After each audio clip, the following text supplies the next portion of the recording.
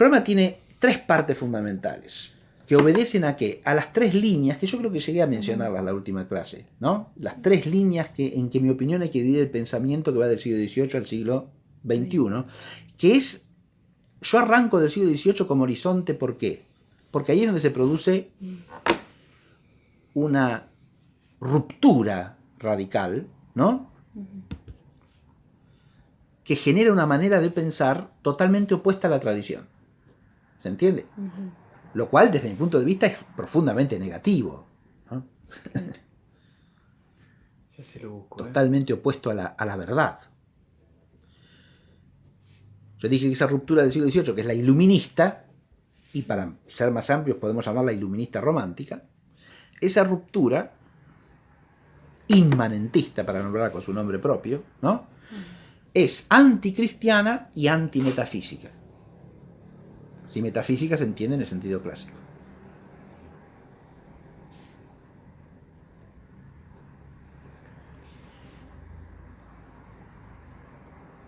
La ruptura iluminista, y tiene su antecedente histórico más importante en la ruptura protestante. ¿Está claro? O sea, hay que poner dos marcas, dos hitos fundamentales que se separan de la tradición cristiana del cultivo del saber filosófico, ¿no? Yo hablé del origen de la filosofía en la antigüedad griega, de la asunción de la filosofía por los santos padres de la Iglesia, ya entre los siglos II y III, que inicia el cultivo cristiano de la filosofía ininterrumpido a lo largo de los siglos. La unidad profunda que hay entre la filosofía griega clásica y la filosofía cristianamente cultivada está dada en virtud de ese principio cristiano fundamental, principio teológico, ¿no? Inseparable de la fe cristiana, que nos enseña que la gracia no suprime ni contradice la naturaleza, sino que la presupone, la asume, la eleva y le da plenitud. La lleva a su plenitud, ¿no? Sí. Lo que les estaba diciendo es esto.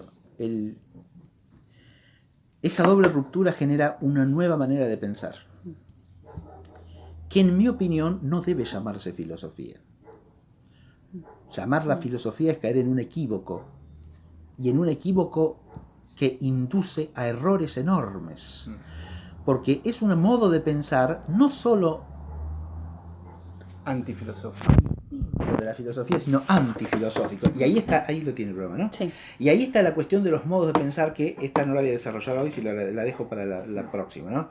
Una cosa son, la filosofía es un modo de ejercer la inteligencia humana, que da origen a una ciencia, que es la ciencia filosófica. ¿Está claro? Recordemos que el término ciencia es acuñado por la tradición de la filosofía para definir lo que es la propia filosofía, ¿eh?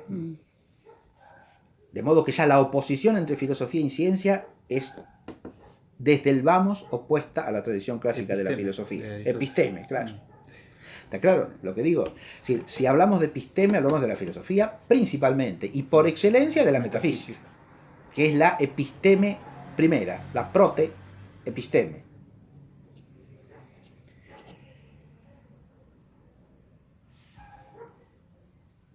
La ciencia por excelencia, ¿no? Las otras son ciencias en un sentido menos perfecto. Pero en virtud de su objeto, la ciencia más perfecta y más plenamente tal es la metafísica.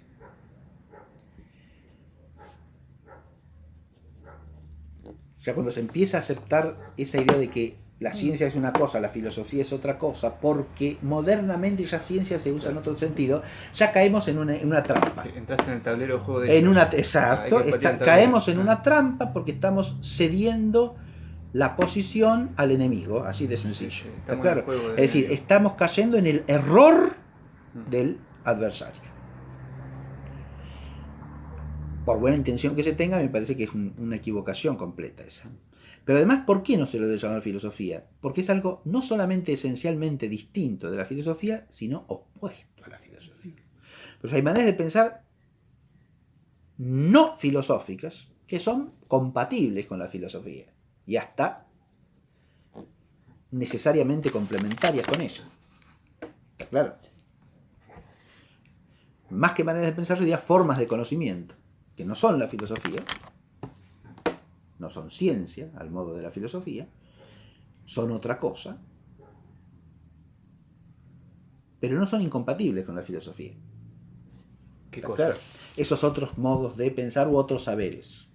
¿Está claro? Hay saberes que no son filosofía, pero no son incompatibles con la filosofía. No, tal cual. No. Sea las ciencias particulares son inferiores, reducidas. Sea la teología, sea la fe cristiana, sean en la tradición griega clásica lo que los griegos antiguos llaman mito, es decir, tradiciones que vienen de los antiguos acerca de los orígenes de las cosas. Poesía, el mito no se suprime con la filosofía, sí, ¿no? ni la filosofía suprime al mito, pero el mito no es una manera de pensar antifilosófica, no es incompatible con la filosofía. Son verdades de otro tipo. Claro, es un conocimiento o un saber de otro tipo, de otro enfoque, de otro orden, ¿está claro? Si los griegos tienen conocimiento acerca de los orígenes de sus estirpes y de las acciones heroicas de sus antepasados de hace 1000 años, ¿eso qué es? ¿Filosofía? No, no es filosofía. Usted puede llamarlo mito, usted como lo llamaban ellos, ¿no? Relatos de los orígenes de esta ciudad, de esta otra, de nuestras estirpes helénicas, ¿no? El ciclo troyano, el ciclo ateniense, el de Teseo, de Edipo, lo que sea, ¿no? Todos esos son relatos míticos, pero ¿eso es filosofía? No. No se debe llamar filosofía porque ya también incurríamos en un equívoco. Esa idea de que hay que llamar filosofía a cualquier cosa que sea un pensamiento profundo acerca de las cuestiones últimas del hombre. Sí. No, porque el pensamiento profundo acerca de las cuestiones últimas del hombre puede ser muchas cosas. ¿Está claro? Es como jugar con que no son filosofía. Por ejemplo, el mito griego. O la tragedia griega. La tragedia griega no se ocupa de las cuestiones últimas del hombre. Por supuesto, pero no es filosofía. Claro. Ni al griego se le va a ocurrir decir que eso es filosofía. Claro. Es poesía, no filosofía. Es otra manera de pensar la realidad, que no es la propia de la filosofía. La filosofía lo que busca son principios y causas de las cosas para demostrar racionalmente a partir de esos principios y causas las consecuencias que se siguen. Entonces es un conocimiento demostrativo, como dirá Aristóteles, ¿no? Que parte de los principios y las causas. Una tragedia no es eso, ¿no? No, claro, no. Una tragedia es pensar que es eso. Sería un trágico error pensar que la tragedia es filosofía, ¿no? La palabra filosofía usted la puede hacer un chicle, la estira para cualquier cosa. Claro. Pero las palabras, si tienen que conservar su vigor, tienen que nombrar propiamente aquello para lo que han sido forjadas, ¿no? No cualquier cosa. Si no entramos en la confusión y últimamente en el equívoco, que lleva al error. Lo mismo cuando se habla de las cosmovisiones de otros pueblos, eso no es filosofía. Hay filosofía también. ¿Por qué la filosofía nace en la Grecia? No, está también en el Antiguo Egipto, en la China, en la India. No, vea que no. ¿Esto quiere decir que esos pueblos no tienen pensamiento profundo? No, ¿cómo no? No estoy diciendo que no tengan formas de pensar. Pero esas formas de pensar no son filosofía. Y además, ellos tampoco las conciben como la filosofía de los griegos. Y hacerlas entrar en la categoría de filosofía es desvirtuarlas. Es un error. Y es una forma de reduccionismo. Hasta etnocentrista, podríamos decir, ¿no? Entonces, si usted quiere estudiar el pensamiento de la China clásica, estudie qué es. Primero que nada tendrá que estudiar la lengua china, estudiar las fuentes del pensamiento chino clásico, y después ver cómo nombran ellos, los chinos, a su propio pensamiento y cómo lo conciben y lo caracterizan. ¿Podrá tener algún elemento en común con la filosofía? Se concede. ¿Es filosofía sin más? No, de ninguna manera. Porque es otra manera de pensar. El saber histórico. El saber histórico lo mismo. El curso que usted dio habla por ejemplo, un poco de esto. Claro, la historia no se debe confundir con la filosofía y los griegos no la confunden. Claro. El logos histórico no es el logos filosófico. Se relacionan entre sí, sí, y deben relacionarse lo más sanamente posible. Deben tener relación, pero no pueden identificarse. ¿Está claro? Si usted los identifica ya los desvirtúa al uno y al otro, o reduce uno de ellos al otro, o los introduce en un tercer género que los confunde, no son lo que son en su mente, ¿no? Porque usted es el que está confundido, no la cosa. Las cosas no se confunden, las cosas son. Y por eso la inteligencia tiene que ceñirse a las cosas, no al revés, ¿no? Es el principio básico de todo pensamiento realista. Ahora, así como hay formas de pensar o de conocimiento no filosófico, hay formas de pensar y de conocimiento antifilosófico. ¿Está claro? Y el pensamiento iluminista en su conjunto es eso. Es una forma de pensamiento antifilosófico. Yo el otro día hablé de las formas de pensamiento antifilosófico, ¿no? Me remonté al gnosticismo y al filosofismo en la antigüedad y también al fideísmo, ¿verdad? Sí. Son formas de pensamiento antifilosóficas, porque ya no es, y a la sofística, por supuesto, ¿no? Ya no es que se distinguen de la filosofía, sino que se desarrollan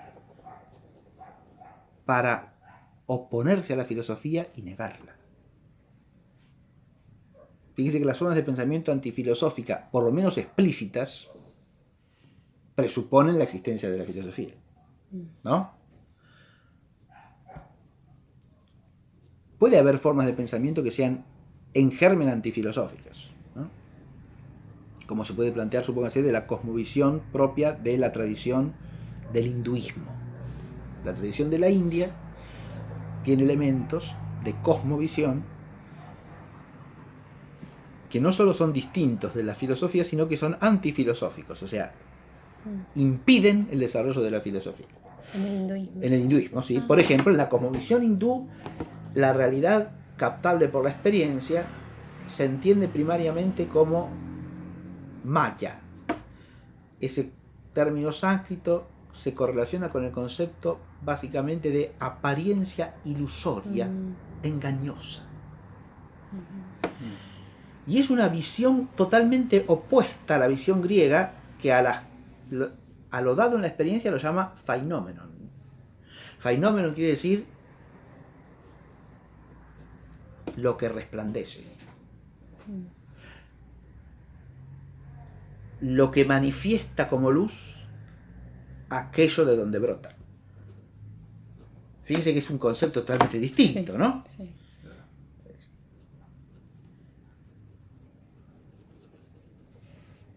En la indagación de las cosmovisiones, el saber fundamental es el saber filológico, ¿no? Que nos permite entender, a partir del estudio de las lenguas de una u otra civilización, el modo de pensar la realidad que esa lengua contiene y transmite, ¿verdad?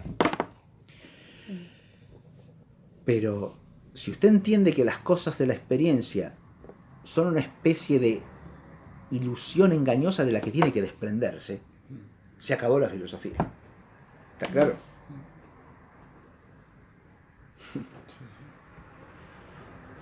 Ya que hicieron la pregunta de Husserl, pareciera que en Husserl algo de eso hay, ¿no? Sí. Algo del larvado hinduismo. Sí, sí, Es decir, sí. de lo aparente hay que desprenderse radicalmente, ¿no? Claro. El camino para llegar al conocimiento es un camino de absoluta introspección que nos separa de la realidad. El fenómeno se acabó ahí. Por más que se llame fenomenología, su pensamiento es una fenomenología antifenoménica, porque entiende que el fenómeno no es fenómeno. Porque el fenómeno es la manifestación de la realidad. El fenómeno nunca se identifica con la realidad en la mente griega clásica. El fenómeno es lo que aparece de la realidad, no la realidad misma. Pero en ese fenómeno la realidad se manifiesta, porque es lo manifiesto el fenómeno. Y si la realidad se manifiesta, quiere decir que a través del fenómeno podemos llegar a la realidad. ¿Se entiende? Y ahí viene el doble plano de conocimiento que da origen a la filosofía. Los fenómenos son captados por los sentidos. Y podemos también reflexionar con la inteligencia acerca de los fenómenos. Pero la inteligencia no existe para conocer el fenómeno, sino para conocer el ser que está más allá del fenómeno. Y es capaz de eso. ¿Está claro? Otra cosa Eso es lo que dijo, todo subjetivismo idealista niega. Claro. Esa capacidad de la inteligencia de captar lo que es la raíz del fenómeno. Pero lo manifiesto es manifiesto de algo. Si no, ¿qué es lo que se manifiesta? ¿Se entiende? La intencionalidad del conocimiento. Había dicho como que eso es que algo que a lo que no llegó Aristóteles ni el pensamiento realista. La intencionalidad del conocimiento. Yo no me acuerdo de haberlo escuchado, pero porque me fui. La intencionalidad del conocimiento es un dato de toda la tradición escolástica. No sé Claro. qué quiere decir. ¿Quién Sí, dice eso? Husserl. Supuestamente. Bueno, pero Husserl de la tradición no entiende absolutamente nada. Asumir el juicio histórico de Husserl es asumir un error. Porque Husserl del pensamiento tradicional no entiende nada de nada. O sea, como que en la Y lo modernidad- recibe a lo sumo a través de una versión deformada que es la de Brentano. ¿Sí? Franz Brentano, que es su principal mentor original, ¿no? El pensador del que él parte es Brentano. Hay que entender también a Brentano para entender a Husserl, ¿eh? Es un autor previo. Es previo. Importante. Le da un poco de base. Sí, Ah, sí. está bien. ¿Cómo no entender la intencionalidad? Pero la intencionalidad, lo que hace Husserl es no entender la intencionalidad. Y lo mismo pasa con Brentano, dicho sea de paso, ¿eh? Brentano, que es un objetivista, defiende la intencionalidad contra el idealismo. Pero, al final, su intencionalidad, en lugar de ser realista, termina siendo prácticamente nominalista. Tengo que buscar bien cómo fue, pero lo escribí, lo marqué Empirista. porque... Pero la intencio es, Sí. es un concepto propio de la tradición escolástica que la tradición escolástica desarrolló ampliamente. ¿Está claro? No en el sentido idealista de Husserl. Ahora, si intencionalidad se va a entender al modo fenomenológico, claro, eso no existe en la tradición escolástica, gracias a Dios, ¿sí? Porque eso es un error enorme. La intencionalidad husserliana es un error garrafal. ¿Del conocimiento o de la inteligencia? La intencionalidad en realidad no es ni de la inteligencia ni del conocimiento. En sentido realista, Sí. la intencionalidad es de la potencia cognitiva. Intencionalidad de la potencia. La intencionalidad es de la potencia. Porque la intencionalidad es la tendencia natural de la potencia cognitiva a la cosa en cuanto a objeto. De manera que en cuanto... Natural, entonces. Sí. Intencionalidad natural. Sí, tendencia Espontáneo, natural, sí. cosa que Husserl no diría jamás, porque la naturaleza no existe, ¿no? Existe la subjetividad, la conciencia, no, nunca la naturaleza, ¿no? ¿Por qué? Porque todos estos parten del supuesto que naturaleza es un conjunto de objetos de la ciencia natural, de la física. El concepto metafísico de naturaleza lo han abolido. Claro. Sí, sí, sí. Pequeño detallito, ¿no? Bien. Pero por eso el filósofo no se puede ocupar de la naturaleza, se ocupa del sujeto. Esa oposición entre subjetividad y naturaleza como pura objetividad fenoménica viene ya de Kant. Y de los empiristas ingleses antes, ¿no? De Locke y Hume, sobre todo Hume. Pero eso sí es tema de nuestro curso, ¿ven? Porque hay que ver bien esos grandes errores. No hay que perderse en las palabras, nunca, Claro, por favor. Sí. Ya lo decía San pero Anselmo esto. te las Pensamiento, cambian todas los conceptos. distinción entre cogitatio realis y cogitatio verbalis, ¿no? El gran San Anselmo de Canterbury en su diálogo sobre el gramático Las vacían de contenido, explica las palabras, muy ¿no? bien esta distinción, ¿no? Una cosa es pensar la realidad y otra cosa es pensar en palabras y perderse en las palabras. Claro. El pensamiento verbal es una enfermedad mortal de la inteligencia humana. ¿Te das cuenta? Porque usted no puede pensar, la inteligencia humana piensa mediante palabras, pero usted no puede olvidar que las palabras son signos de la realidad, del ser de las cosas. Y si usted su pensamiento lo hace sobre palabras y no sobre la realidad, está perdido. Ha perdido el objeto. Ahí está el sentido realista del objeto. ¿Se entiende? Y lo ha sustituido por el signo del objeto, que es la palabra. Si usted las palabras las interpreta como se le antoja... Claro. Que acá también pasa eso. Claro. Mencionó a Habermas ayer. Habermas. Sí, puede ser que tiene el tema del lenguaje universal. Sí, claro, pero elaborado por consenso. Eso. De la racionalidad crítica democrática. Por eso no queda nada en pie, básicamente. Habermas es un neomarxista radical, Habermas, ¿eh? Absolutamente anticristiano y antimetafísico. Si usted se pone contento porque Habermas le dice, oh no, pero el cristianismo cumple un papel importante en la sociedad actual porque le pone freno al capitalismo desenfrenado, Qué maravilla este hombre. Este hombre nos quiere mucho. Bien. No, este hombre lo único que hace es cálculos pragmáticos como buen marxista, ¿no? Y entonces ustedes sigan hablando así, que esa manera de hablar sirve para frenar al lobo capitalista, por lo menos introduce cierta moderación en el consenso democrático, ¿sí? En favor de los explotados. Eso no quiere decir, sí, pero ojo, la iglesia puede imponer su opinión siempre y cuando no tenga pretensiones dogmáticas y metafísicas. O sea, chao. Lo dice con toda claridad, ¿me entiendes?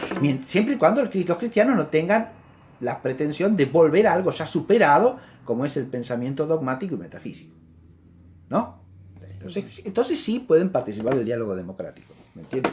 Usted renuncia a ser cristiano y puede participar del diálogo democrático. O sea, renuncia a los dogmas y renuncia a la metafísica, ¿no? Que ya están superadas, y entonces puede ser partícipe del diálogo democrático. Ahí el fin de la obra... Y muy fructuoso, por supuesto, porque viene bien. El fin de la obra sería más digno de la intención del que obra. Por eso es la inmoralidad. Retomando y repasándolo en la clase lo del que curso dice...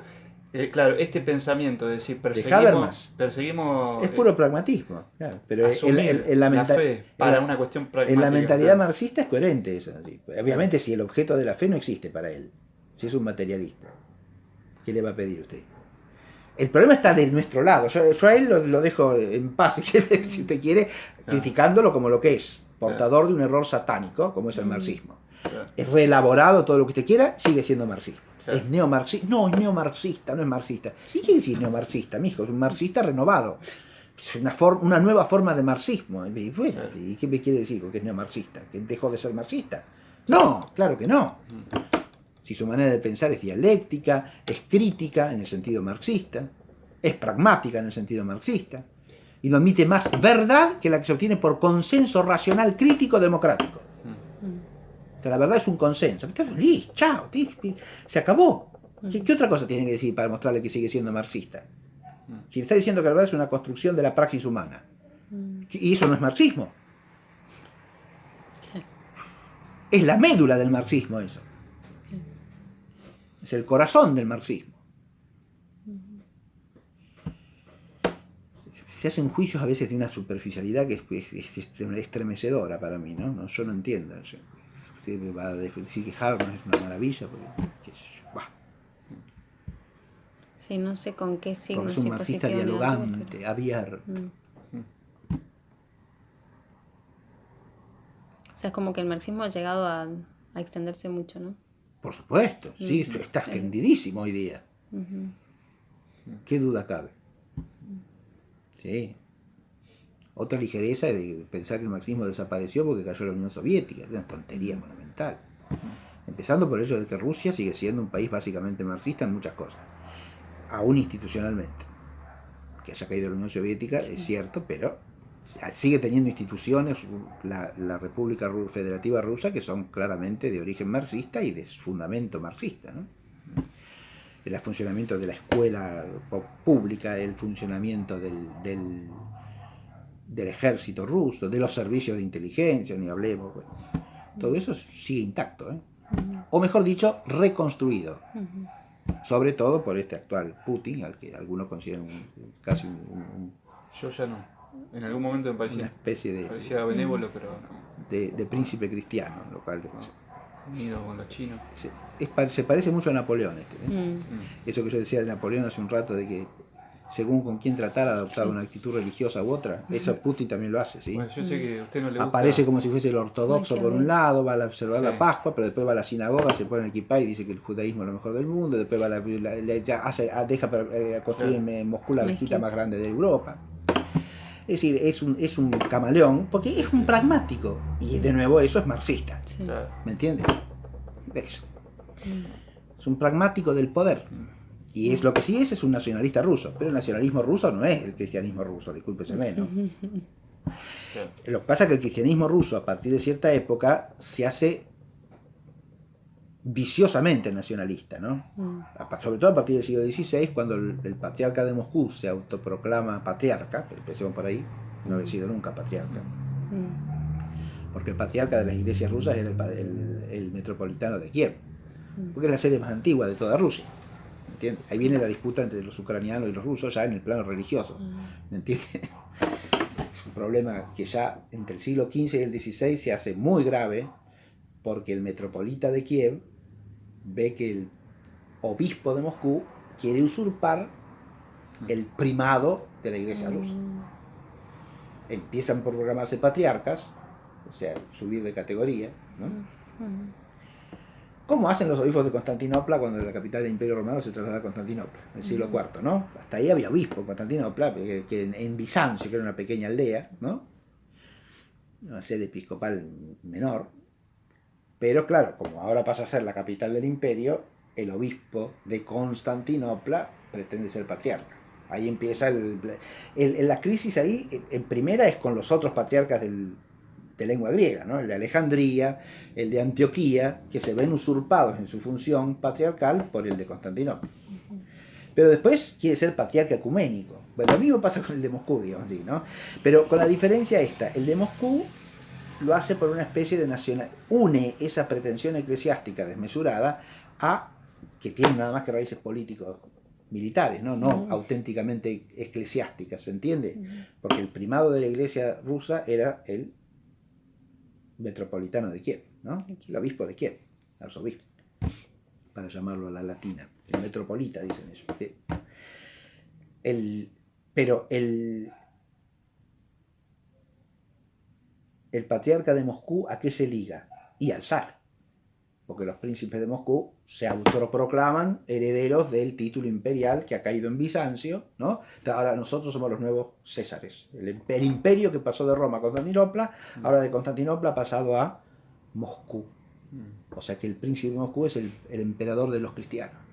Imagínese usted. Pareció a lo de Enrique VIII, ¿no? Imagínese usted. No, porque Enrique VIII nunca pretendió ser más que el supremo en la iglesia de Inglaterra. Esa es otra forma de nacionalismo religioso, ¿eh? Sí, es sí. otra forma. Porque la de Moscú está ligada a una conciencia imperial, cosa que en el caso de Inglaterra no se da, ¿eh? No por lo menos Enrique VIII. Que después un imperialismo británico sí, pero eso viene después, ¿no? Enrique VIII lo que hace es autoproclamarse cabeza de la iglesia de Inglaterra. Claro.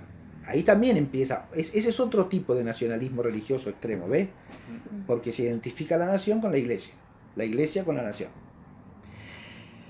Eso, en Rusia eso existe, le insisto, desde el siglo XVI en adelante, con mucha fuerza, y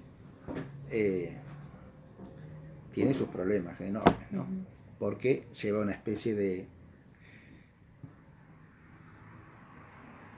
¿cómo podríamos decir?, de soberbia religiosa y soberbia imperialista unidas, ¿no? Que curiosamente no tiene fruto desde el punto de vista de la conversión de otros pueblos. Viste que Rusia entre el siglo XVII y el siglo XX se expande, se crea un imperio enorme que abarca media Asia, ¿no? O más, de la mitad del continente asiático, ¿no? Ninguno de los pueblos conquistados que no eran cristianos fue evangelizado por los rusos. Fíjese usted qué cosa curiosa. Sí, es verdad. Ellos mandaban rusos a poblar esta ciudad, esta otra, las capitales de las regiones conquistadas, ¿no? Pero no ejercen ningún influjo evangelizador, ni sobre, es decir, los uzbecos, los turcomanos, los kazajos, siguen siendo musulmanes hasta el día de hoy, ¿no? En su mayoría.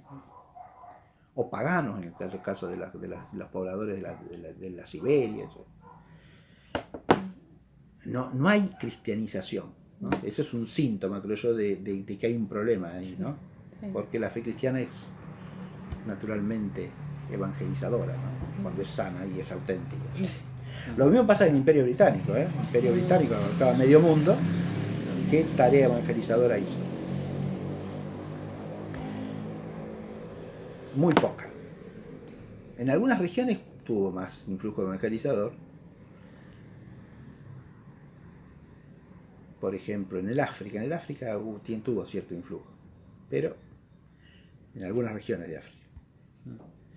Una pregunta. Bueno, pero dejemos eso porque no tiene Sí. ¿Cómo fui a parar acá? Por Putin, pero no tiene nada que ver. ¿Cómo se produce el salto, por ejemplo, de los que eran iluministas, revolucionarios o postrevolucionarios de la Revolución Francesa, liberales, padres a hijos marxistas?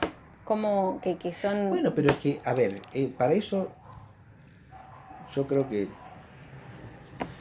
Como es el caso de Marx, por ejemplo. Sí, mire, es muy fácil entender eso, porque yo le podría dar una respuesta muy larga de esto, pero yo creo que hace 2 años di un curso que se llama La verdad cristiana frente al liberalismo y el socialismo. ¿Sí? Y ese curso es una respuesta a esto que me ustedes están preguntando. Es decir, el socialismo y el liberalismo hay que entender que son 2 versiones de una misma ideología básica. Y si no se entiende eso, no se entiende, no se puede contestar eso que usted pregunta. No son 2 cosas radicalmente opuestas. Es un error verlas como tales. Son 2 formas de inmanentismo y de antropolatría. ¿Está claro lo que digo? Sí. Porque el corazón del iluminismo, como decía, el corazón del marxismo es esa teoría de que la verdad es una construcción humana práctica, ¿no? El corazón del inmanentismo iluminista, ¿cuál es? Hacer del hombre el Dios del hombre. A ver, si usted a la hora de endiosar al hombre lo que va a exaltar es la libertad individual, o va a exaltar la igualdad de todos los individuos, que tienen que ser todos iguales, uno no tiene que tener más que el otro, ni ser más que el otro, está cambiando el matiz, pero no la matriz. ¿Está claro lo que dije o no? Si la raíz ideológica es la misma, porque el liberalismo es la absolutización del libre arbitrio del hombre. Cuando el libre arbitrio del hombre, por naturaleza, y en el orden sobrenatural lo mismo, es relativo y limitado, porque es una libertad creada y por lo tanto dependiente. Cuando usted a la libertad del hombre la absolutiza, ¿está cayendo en la antropolatría o no? Claro, porque está convirtiendo a la libertad del hombre en Dios. ¿Se entiende? Y eso es el liberalismo en el fondo, ¿eh? El liberalismo político, ideológico. Por eso el liberalismo es tan anticristiano como el marxismo. Históricamente es así, ¿eh? Les pongo como ejemplo, liberales históricos podemos mencionar un montón, son todos anticristianos. Y radicalmente inmanentistas, ¿sí? Piensen en Spencer, el inglés, ¿no? Típico liberal, es uno de los máximos ideólogos del liberalismo histórico, ¿no? El evolucionista, Spencer.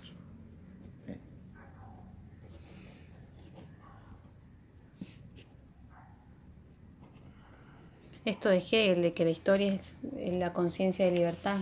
Bien. Ya voy a ir a Hegel, si quiere, para mostrarle cómo, porque hay otro problema acá, pero ya empecemos por entender que liberalismo en el sentido ideológico, que incluye liberalismo político, social, económico, todo lo que usted quiera, ¿no?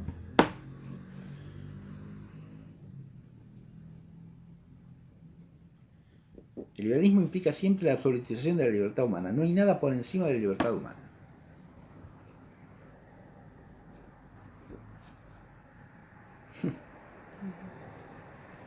Lo cual es hasta anular la libertad, ¿me entiende? Porque cuando usted anula, fíjese, la libertad, el libre arbitrio de la voluntad humana depende de la inteligencia para operar, ¿no? Claro. Pero la inteligencia está ordenada de verdad. En cuanto usted reconoce eso, se acabó el liberalismo. Por eso todos los liberales son relativistas. ¿Está claro? No hay verdad. Claro. Hay la mía, la tuya, la de aquel, claro. Cada quien tiene su opinión, su parecer, y la libertad de opinión es la primera de todas, lo cual es otro disparate, ¿ves? Porque ¿cómo haber libertad de opinión? ¿Existe una sana libertad de opinión? Sí. En cada disciplina, en cada ciencia, los especialistas pueden opinar lo que es opinable libremente. O sea que ahora, absolutizar la libertad de opinión es un disparate. El liberalista... Es un disparate que los propios liberales niegan cuando llega el momento, ¿está claro? Porque llega el momento que no, a esta ideología hay que condenarla porque va contra la libertad. Entonces, mijo, no se acabó la libertad de opinión, ¿está claro? Entonces, aún el liberal más extremo le dice, no, a estos hay que eliminarlos del sistema porque estos van contra la libertad de opinión, no aceptan la libertad de opinión. ¿Y dónde quedó la libertad de opinión entonces? Claro. Si es absoluta o no es absoluta, mijo. Claro. Lo único absoluto es la libertad de opinión. Es un disparate eso, ¿ves? Cae necesariamente en contradicciones porque es un error garrafal, es una falacia total. Absolutizar el libre arbitrio del hombre. Primero porque depende de la inteligencia, y la inteligencia depende del ser de las cosas. Por eso odian la metafísica los liberales. ¿Está claro? Y odian el dogma religioso. Porque entonces hay una verdad y la libertad de opinión queda relativizada a la verdad. ¿Cómo es, en realidad? Lo opinable es lo que no es verdadero, lo que no es cierto, lo que no es evidentemente verdadero o ciertamente verdadero. Puede ser opinable cualquier cosa. No, hay montones de cosas que no lo son. Porque si usted conoce la verdad, se acaba la opinión. Como bien dice toda la tradición de la filosofía clásica, ¿no? Donde hay episteme, ya no cabe la doxa, ¿no? Claro. Hay cosas de las que puede haber doxa, sí, pero no de todas las cosas. La libertad de opinión para los liberales va unida ¿a qué? A la libertad de pensamiento, otro concepto que es absurdo. ¿Cómo va a ser libre el pensamiento? ¿Qué quiere decir? Si con eso lo que quiere decir que usted subjetivamente puede imaginarse cualquier cosa, y sí, como poder puede. Ahora, ¿tiene derecho a? ¡Ah, no! Claro que no. Ni siquiera subjetivamente tiene derecho a pensar cualquier cosa. ¿No? No, claro. Porque los actos interiores del espíritu tienen que ceñirse a los principios del orden intelectual y moral, ¿no? Entonces no tiene derecho a pensar cualquier cosa. Que pueda pensar, sí, pero no que sea libre en sentido auténtico para pensar cualquier cosa. ¿Por qué? Porque usted va a pensar lo que cree que es verdadero y que es razonable pensar, no va a pensar cualquier cosa. Y si piensa algo que es absurdo, lo piensa como absurdo, no lo piensa como una opinión válida. ¿Está claro?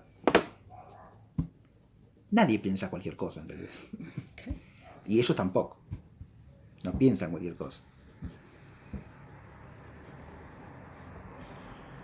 Libertad de opinión, libertad de pensamiento, libertad de expresión, otra cosa típica, ¿no? Pero insisto que detrás de eso está la absolutización del hombre. Y en este caso del libre arbitrio del hombre, ¿no? Que es absolutizar la voluntad humana, ¿o no? Porque el libre arbitrio no es más que una propiedad de la voluntad del hombre. ¿No fue en Francia? O sea que en el fondo es voluntarismo esto, ¿o no? Claro. Y es voluntarismo antropolátrico. Porque no es cualquier voluntad la que se pone por encima de cualquier cosa, que es la voluntad del hombre, con voluntad libre. Si usted lo eligió libremente, está bien. Claro. No, señor. Si la evidencia más elemental del obrar humano es que el hombre puede elegir lo que es bueno y lo que es malo, ¿cómo va a estar bien porque lo eligió libremente? Elegían el suicidio y se lo concedía el Estado en Francia. Y no pasó un caso. Y bueno, hoy día están promoviendo leyes de ese tipo por todos lados. Claro. Hay que respetar al suicida, la voluntad suicida. Y el suicidio asistido también. Sí. ¿Dónde fue que sacaron? Hace poco sacaron una ley de suicidio asistido. Y si no en Francia fue en el palo. No sé si fue en Francia, puede ser. Todos esos países. Canadá ya la debe tener, sí. Bueno, Holanda. Canadá está en la vanguardia. No sé si Holanda me parece.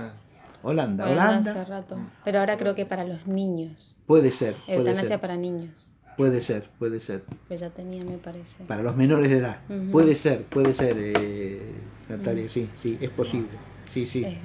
Evidentemente satánico. Sí, pero bueno, ese es el liberalismo llevado ya a los límites del absurdo, pero que no parecen absurdos a ellos, ¿no? Claro, no.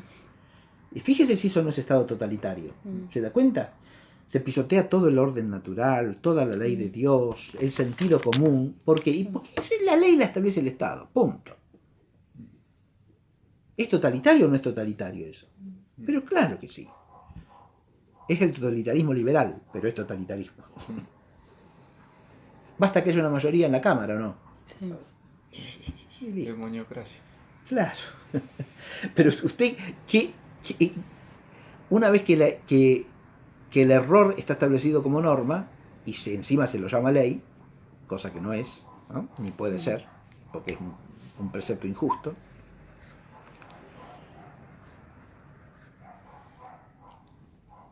el que no opina según eso queda fuera de la ley, ¿o no? Y además se establece el mecanismo de persecución, porque si usted opina en contra de eso, le dicen, no, esto ya está legislado así, usted está opinando contra la ley, usted está incurriendo en desobediencia, desacato o en discriminación injusta. Sí. Perdón, me faltó, así como el liberalismo en la absolutización de la libertad del hombre, el socialismo en la absolutización de la sociedad. Es decir, el hombre no es el individuo para el socialismo, el hombre para el socialismo es la sociedad. La sociedad como estructura, como mecanismo. ¿Está claro? Como todo. La distinción está ahí. Es decir, no es que sean exactamente lo mismo. No, sí. No, claro, porque unos exaltan la individualidad y la libertad individual, pero ojo, y acá empiezan a encontrarse. Para garantizar esa libertad tiene que haber un Estado que aplique la ley liberal, y tiene que ser fuerte, y tiene que aplastar a cualquier adversario que se le presente, Atención con eso, Ahí empieza a aparecer con claridad el costado totalitario, ¿se entiende? El enemigo de la libertad es el demonio y hay que eliminarlo. Prueba: historia de los Estados Unidos de Norteamérica. Sí. Bien. Fíjese usted ahí, sí. ¿No? O de la Gran Bretaña liberal.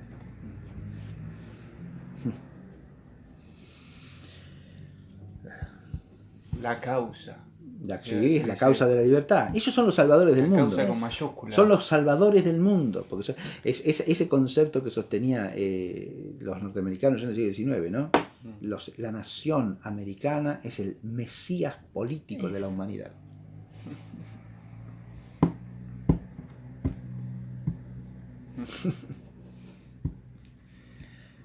Ahí tiene una categoría cristiana inmanentizada, ¿no? Karl Lewis, ¿lo ubica a Lewis? Karl Lewis, sí. Él menciona eso, el tema del mesianismo judeocristiano secularizado se convierte en mesianismos nacionales. Mesianismos políticos. De toda la haya. Liberales o socialistas. ¿Ve que de nuevo ahí coinciden en la raíz, ¿no? Es decir, toman un elemento que es trascendente, lo inmanentizan y le dan un matiz o el otro matiz, pero coinciden en lo fundamental de nuevo. Hasta tal punto coinciden en lo fundamental de nuevo que cuando llega el momento crucial se alían entre sí, ¿o no? Claro. Porque usted me dice el comunismo y el liberalismo, y ¿no estuvieron unidos en la Segunda Guerra Mundial? Claro. Y claro, sí. Y siguen estando unidos también. Sí. Todos contra Cristo. Porque la China comunista y los Estados Unidos siguen haciendo negocios a gran escala. Se entienden entre ellos muy bien. Sí. Y los Estados Unidos y Rusia también. Se pelean hasta por ahí nomás. Pero se pelean ¿por qué? Por esferas de influencia, ¿no? Después se sientan en la mesa, se hacen el repartija, usted llega hasta acá, yo llego hasta acá, conformémonos aquí, ya está. Sí. Bien.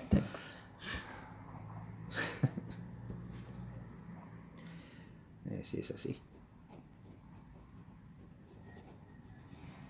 Pero después entre los dos manejan la ONU y la OMS y toda esa parafernalia inmunda de instituciones masónicas.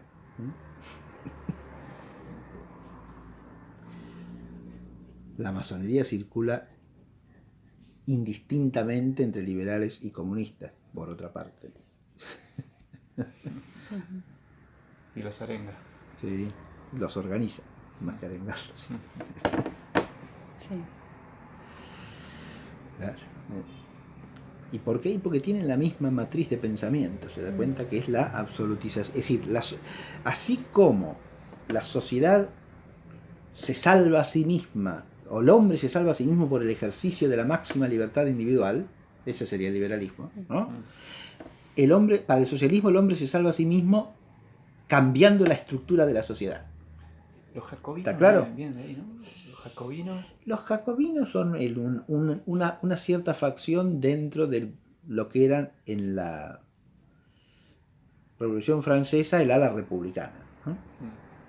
Pero venían de Inglaterra los jacobinos, ¿o no? Estoy confundido. No, los jacobinos me los hacía que venían metiéndose para el lado de la revolución, pero de Inglaterra. No, ¿por qué? No, los jacobinos son la facción que lideró Robespierre. Claro. Esos son los jacobinos. Claro. Perdón, ¿el hombre se salva a sí mismo como en el socialismo? Claro. Pero el socialismo se salva, es decir, ¿el socialismo cómo se salva? No garantizando la libertad individual, porque el hombre es libre para lo que sea, ¿sí? Libertad de religión, de opinión. El régimen de la máxima libertad salva al hombre. ¿Sí? Si no... Esa es la salvación del hombre, el mesianismo político norteamericano, por ejemplo, ¿no? O del liberalismo británico, ¿no?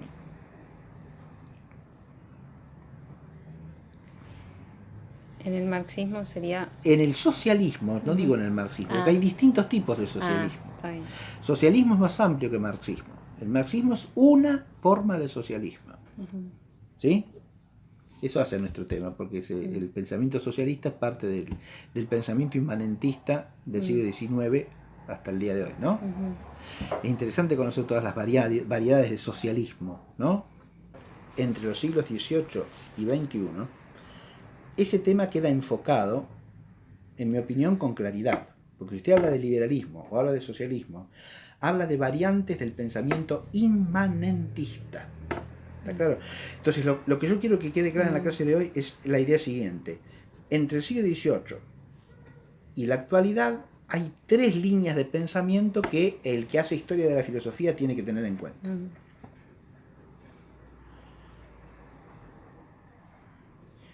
La primera, y es la que, digamos así, tiene que centrar su atención preferencialmente si lo que hace es historia de la filosofía, es la continuidad de la tradición clásica de la filosofía. Porque si hay filosofía en este arco cronológico, es porque sigue cultivándose lo que siempre se llamó filosofía. ¿Está claro? Asumir esta actitud implica, primero, admitir ese concepto que acabo de señalar de el cultivo del saber filosófico en sentido clásico. La tradición clásica de la filosofía.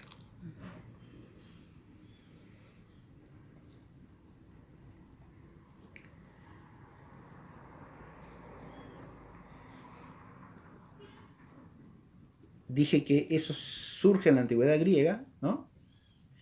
Y después implica la asunción de la filosofía por el cristianismo y el cultivo constante en sede cristiana de la filosofía de los griegos. Cultivada cristianamente, por supuesto.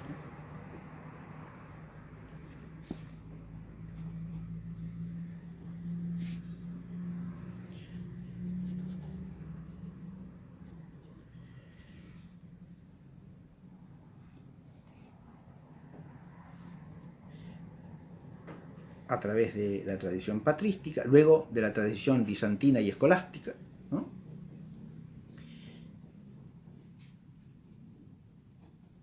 Esa tradición escolástica es el eje central del cultivo clásico de la filosofía hasta el día de hoy.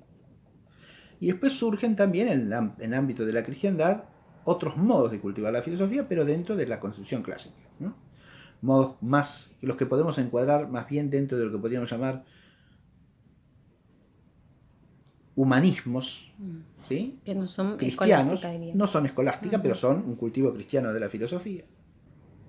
O formas nuevas del cultivo de la filosofía, como la filosofía natural físico-matemática que surge entre los siglos XII y XIV y alcanza su forma madura entre el XVI y el XVII, ¿no? Eso tiene raíces escolásticas porque el grueso de los fundadores de esta ciencia físico-matemática, o de filosofía natural matematizada, son escolásticos. Aunque después se cree polémica contra la física más cultivada en la escolástica, es la física ontológica aristotélica, ¿no? Menciono este dato, por ejemplo, para que se advierta que este mundo es un mundo complejo y donde podemos señalar incluso distintas corrientes, ¿no? No es un mundo totalmente monolítico. Además, la escolástica implica varias escuelas, ¿no? En desarrollo paralelo y a veces con polémicas interesantísimas entre ellas. Es un mundo de gran riqueza. Ese cultivo continúa entre los siglos XVIII y XXI, ¿no? Y es el primer eje que tenemos que tener en cuenta. Es la continuidad vital de la tradición clásica de la filosofía.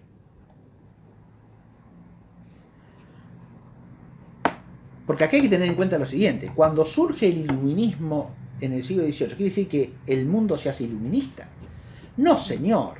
O que lo que no es iluminismo queda fuera de la historia. Tampoco. Eso es la mentalidad historicista, que absolutiza fenómenos históricos humanos. Y los fenómenos históricos humanos nunca son absolutos, son relativos. ¿Está claro? Y parciales. Y ese es otro error del historicismo.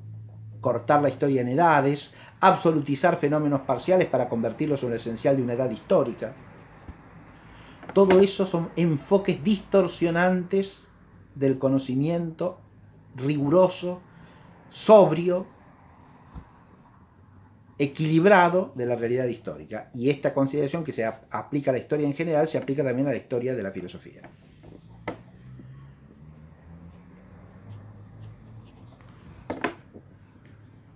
El movimiento iluminista tiene contradictores ya en sus inicios, en sus prolegómenos, en sus inicios y en todo su desarrollo. No es que a partir de allí existe solo eso.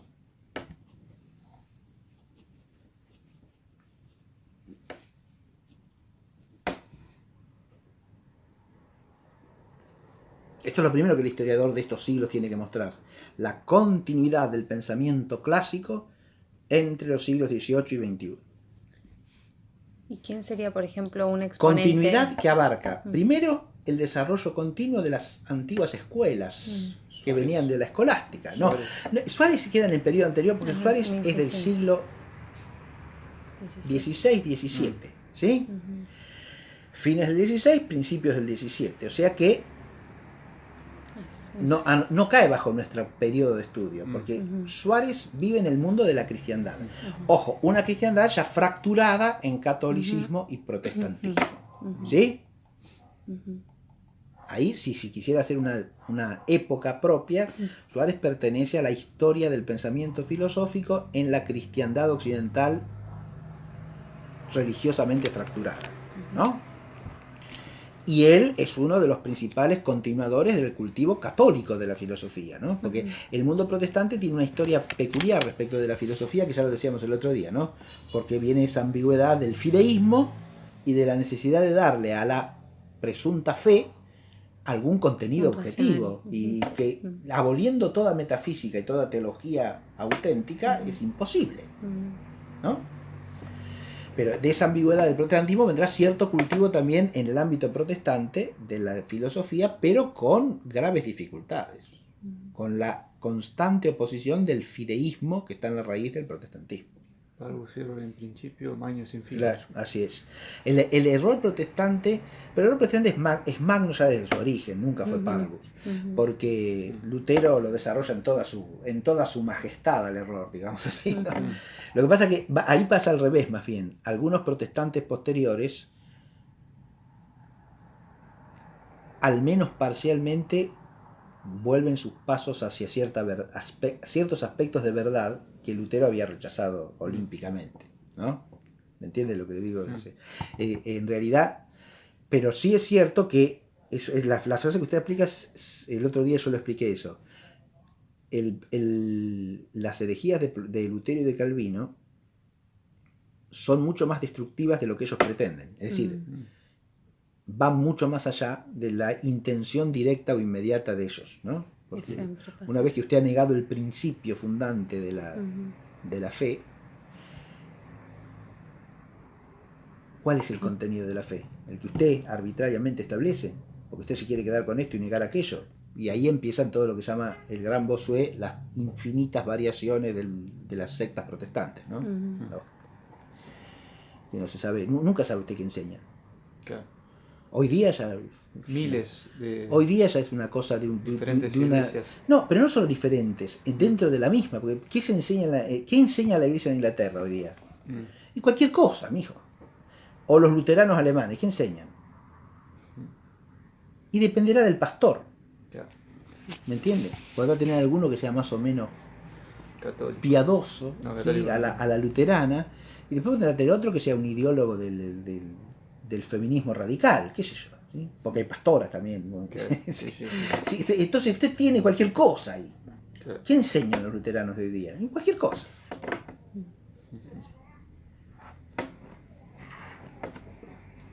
Ni siquiera dentro de la misma denominación hay homogeneidad para nada, ¿no? Bien. Históricamente es así. Bien, ahora volvamos al asunto. Dentro de los siglos XVIII, XIX, XX continúa la tradición clásica, pero eso es lo que tenemos que ver. la continuidad de la tradición clásica. Cómo hay autores escolásticos notables aún en pleno siglo XVIII, ¿sí? Filósofos que, claro, en general no los conocemos. ¿Por qué? Porque estudiar el siglo XVIII es estudiar el siglo de las luces y por lo tanto la ideología iluminista. Y son los únicos nombres que aprendemos desde la escuela primaria. ¿Está claro? Pero esto quiere decir que no hubo filósofos, que no hubo obras de filosofía. Mire, un ejemplo nomás. Que esto lo vamos a ver en clase próxima, ¿no? Este libro que tengo aquí se llama Historia de la Filosofía Española desde la Ilustración, del padre Guillermo Fraile, ¿no? Fraile, impresionante. El capítulo segundo de este tomo de la historia de la filosofía en España, porque este es el segundo tomo. El primer tomo de la historia de la filosofía española es desde los orígenes hasta el siglo XVII, ¿no? Y este es de la ilustración hasta el presente, ¿no? Hasta el presente de Fraile. El segundo capítulo se llama La escolástica en el siglo XVIII, ¿sí? Y se refiere exclusivamente a España, ¿no? La escolástica española. Claro, fíjese, acá hay un problema histórico importantísimo. En el siglo XVIII, la escolástica española es la más viva y activa de todas. Porque en otras naciones católicas, como Francia o los distintos estados italianos, el influjo del iluminismo va a ser mucho más profundo que en España. ¿Está claro lo que dije? Es decir, el iluminismo se origina básicamente en 3 países, que son Inglaterra, Alemania y Francia. En realidad, cuando digo Alemania, tendría que circunscribirlo y decir básicamente la Alemania protestante, luterana. ¿Está claro? Hay un solo autor importante del iluminismo que desarrolló su actividad inicial en Baviera, pero después, como en Baviera lo echaron, se refugió en un estado protestante alemán. Ahí enseñó en la universidad durante años pacíficamente. El famoso Adam Weishaupt. ¿Lo conocen a Weishaupt? ¿No? Sí. Que trató de organizar una secta masónica llamada Illuminati. Los Illuminati. Ah, existen. Bueno, trató de existir, no existió en realidad, porque existe una logia masónica llamada así, pero que se fundó en Estados Unidos bastante tiempo después, ¿sí? Y que no tiene relación alguna con esta de Weishaupt. La de Weishaupt existió en los papeles, pero en la realidad prácticamente nada. Eran 3 o 4 tipos cuando la policía bávara interviene y los mete presos y a este lo expulsan, este se escapa, se va de Baviera pero se va a un estado protestante del norte y ahí va a hacer carrera como profesor universitario durante años, al modo de Kant, ¿no? ¿Está claro? Sí. Weishaupt. Bien. Pero Alemania, Francia e Inglaterra son los países originarios del iluminismo. El único de estos 3 ámbitos que llaman la atención es Francia, porque Francia es una nación católica, pero hay que tener en cuenta por lo menos 2 factores que producen una quiebra en la tradición del catolicismo francés. El primero, recordemos que de las guerras de religión resulta un resto protestante, ¿no? Los hugonotes, tolerados a lo largo de los siglos XVI y XVII,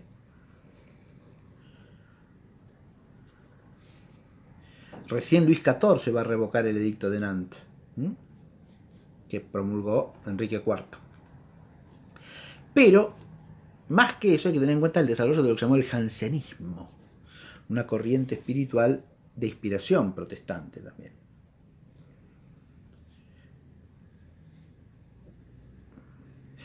Y lo otro que tener en cuenta en Francia es el surgimiento desde el siglo XVII de una mentalidad que pone a la nación francesa por encima de la cristiandad, que ese es otro factor de ruptura. Claro, el galicanismo en la esfera religiosa es el reflejo de esa mentalidad, que es mucho más profunda y amplia que el galicanismo eclesiástico, porque está muy bien asociarla con el galicanismo, está correcto, pero me refiero a una mentalidad que incluso en lo político tiene cabida, ¿no? Recordemos que Francia fue aliada de los protestantes en la Guerra de los 30 años, cuando era un reino católico principalísimo, ¿no?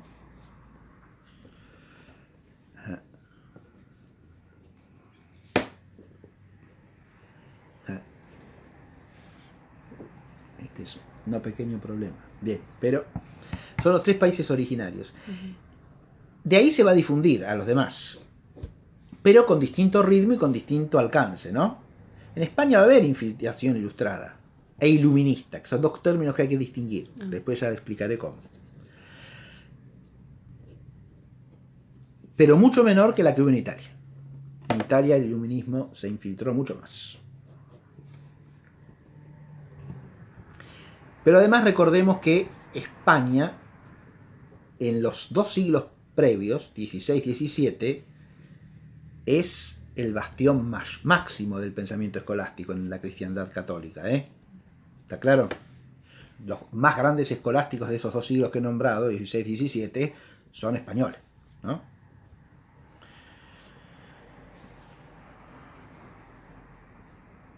Algunos de la gran escuela de Salamanca, ¿no? Y otros vinculados a otras universidades o a determinadas órdenes religiosas, ¿no? Como los jesuitas.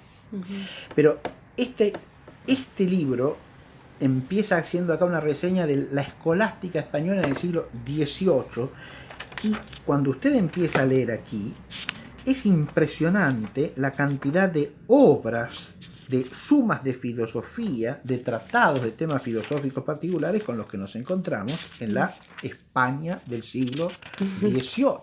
El Renacimiento. Claro. En la España del siglo XVIII se cultiva ampliamente la filosofía escolástica. ¿Se ve lo que digo? Y España tiene en este aspecto una peculiaridad, y es que no hay ruptura en la tradición. Es decir, la escolástica se siguió cultivando durante todo el siglo XVIII, primera mitad, segunda mitad, y entra en pleno cultivo en el siglo XIX, aunque ya entre fines del XVIII y principios del XIX con fuertes infiltraciones iluministas, ¿no? Pero sin que desaparezca la tradición escolástica sólida.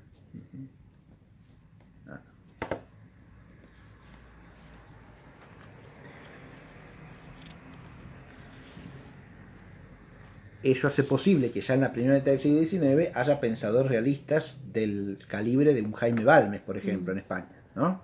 ¿Está claro?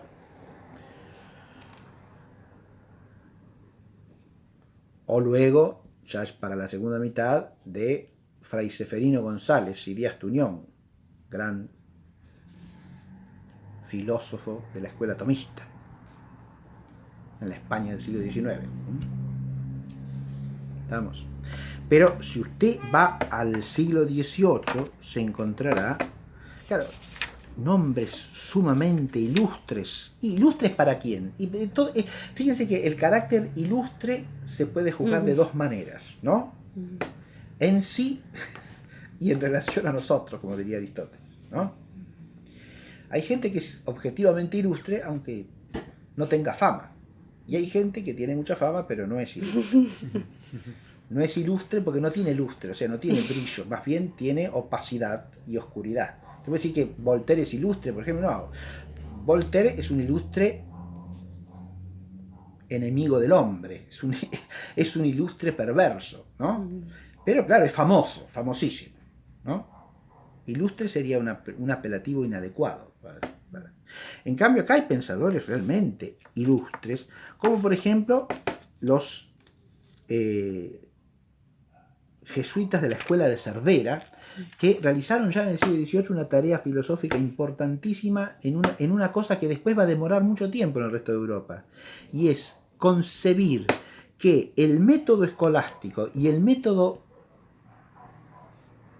empírico-matemático de la ciencia natural, nueva, que ahí está adquiriendo auge, son 2 métodos legítimos cada uno en su área, y que deben cultivarse ambos en relación con su objeto propio. ¿Está claro? Qué interesante eso. Oh. Maritain, en un libro que se llama Introducción a la filosofía de la naturaleza, desarrolla el problema histórico, pero desconoce totalmente esta realidad histórica, porque dice que recién ahora, en el siglo XX, nos hemos dado cuenta que los dos métodos tienen que armonizarse entre sí. No es cierto eso. Históricamente no es cierto. Porque en España, ya en la escolástica del siglo XVIII, esto está claro. ¿Se entiende? Claro. En Francia no, obviamente, porque en Francia no existe una escolástica del vigor de la que existe en el siglo XVIII en España. Imaginémonos que ya la primera de mitad del siglo XIX, del siglo XVIII, tiene en Francia figuras como Voltaire, Diderot y D'Alembert, para no nombrar a Lamétrie y a D'Holbach, que son ya puros materialistas mecanicistas, ¿no? Ya ha reaparecido el pensamiento materialista de Demócrito y Epicuro ahí, y más radicalizado como materialismo todavía, ¿no? Son iluministas puros todos estos que nombré, y son autores de la primera mitad del siglo XVIII en Francia. No existe nada comparable en España, ¿no? Pero al mismo tiempo no existe nada comparable en la escolástica francesa. La Sorbona sigue siendo un centro de cultivo de la escolástica, pero sobre todo teológica, más que filosófica. ¿Está claro lo que dije o no? La Sorbona, la Facultad de Teología de París, sigue siendo un centro importante de escolástica, pero más bien teológica que filosófica, ¿sí? ¿Estamos? No es que se deje de estudiar la filosofía escolástica tampoco, porque en las universidades de Francia, ¿qué filosofía se estudia? Es fundamentalmente la escolástica. Hay que entender que la escolástica es el pensamiento de las universidades, ¿eh? Nace en las universidades, se desarrolla en las universidades. Y por eso la Revolución Francesa, ¿qué hace con las universidades? Las suprime, las elimina.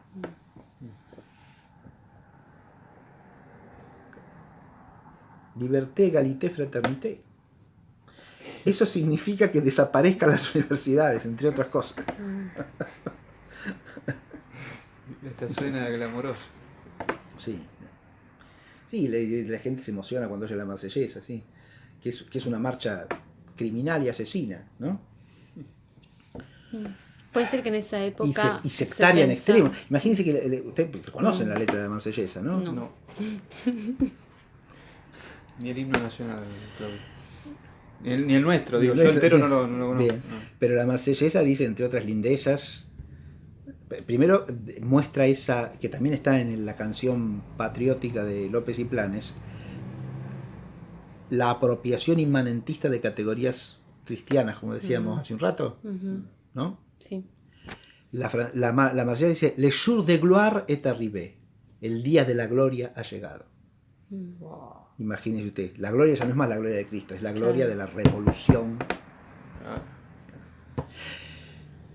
que pretende sustituir a la gloria de Cristo, ¿no? Y por supuesto, el cambio de calendario lo manifiesta con toda nitidez, ¿no? Ya no se cuenta el tiempo desde el nacimiento de Cristo, sino desde la revolución. El día de la gloria ha llegado, ¿no?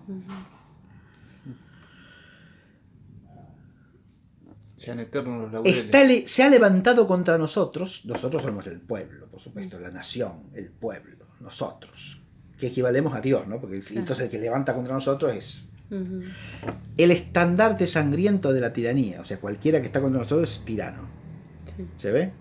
Cuando en realidad la tiranía la establece la revolución, porque los reyes de Francia nunca fueron tiranos. Bien.